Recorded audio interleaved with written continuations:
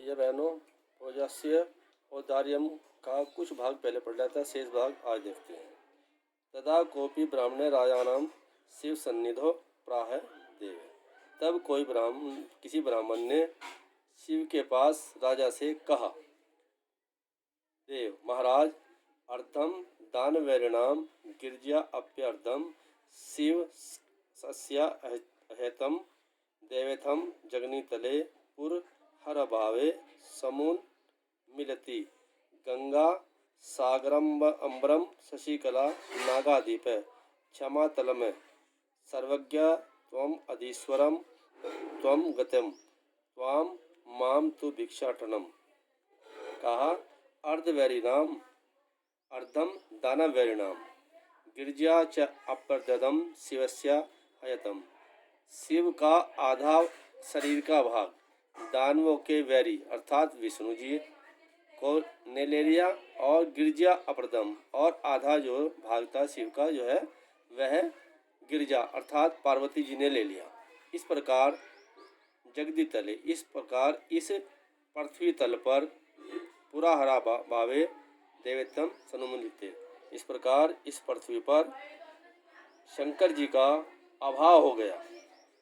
शंकर जी का अभाव देख करके गंगा जो है सागर में चली गई, और शशिकला अम्बरम, शशिकला अर्थात चंद्रकला जो थी वह अंबर में चली गई, और नागाधीप क्षमातलम, और जो नाग अर्थात शेष नाग थे वह भूतल में समा गए।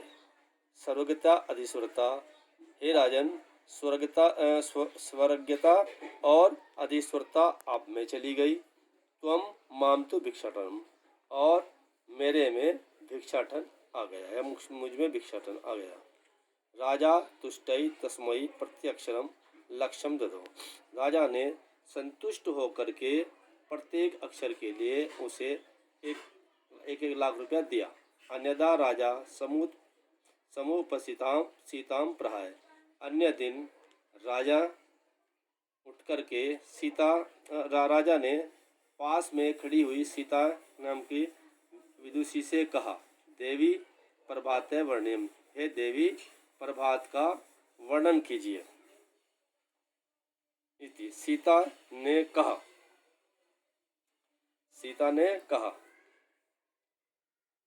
विरल विरला स्थूल स्तारा कलाविव सजना मने इवे मुने सर्वज्ञ तरी प्रसन्नम भुन्नम भय अपसरति च ध्वांतम चित्तात्सव मिव दुर्जने व्रजति च निशा क्षिप्रम लक्ष्मीर अनुद्यन्मिनामिव।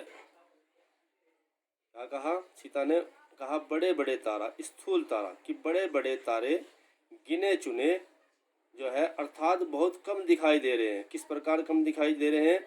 जिस प्रकार कलावी सज्जना, जिस प्रकार जैसे कलयुग में सज्जन कम दिखाई देते हैं।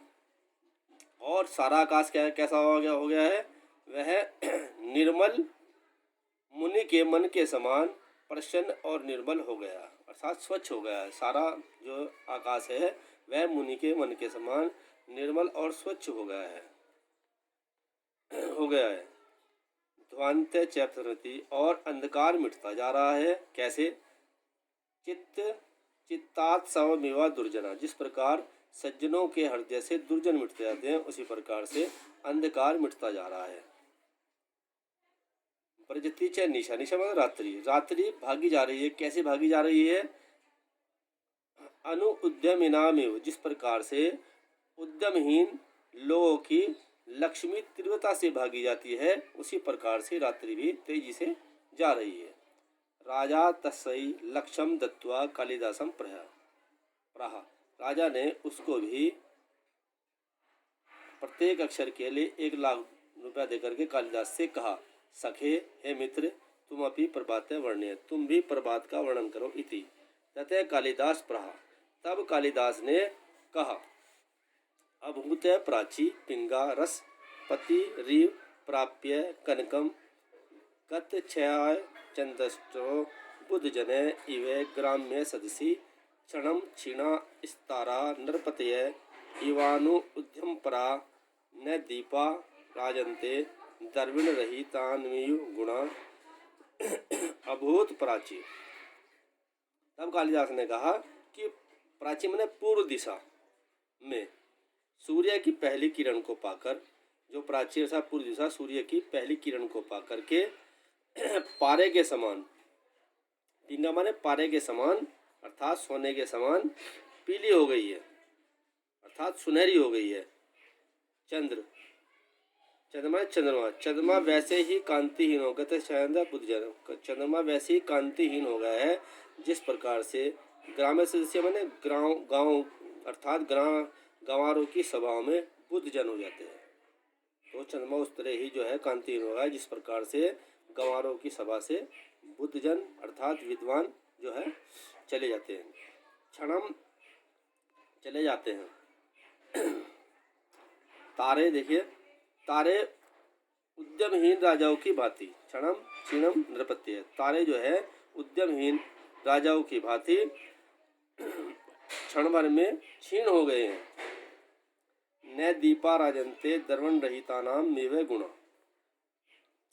निर्धनों के गुण के सदृश्य के समान जो है दीपक भी नहीं चमक रहे। जिस प्रकार से निर्धन के गुण नहीं चमकते उसी प्रकार से दीपक भी नहीं चमकते।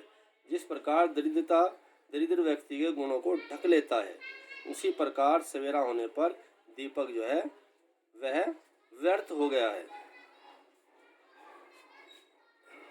राजा ने अति तुष्ट तस्मयी लक्ष्यम दे दो, राजा ने अत्यधिक संतुष्ट होकर उसको भी प्रत्येक अक्षर के लिए 1-1 लाख रुपया दिया। इस प्रकार आज हमने भोजस्व उदाहरण पाठ का अनुवाद सीखा। धन्यवाद।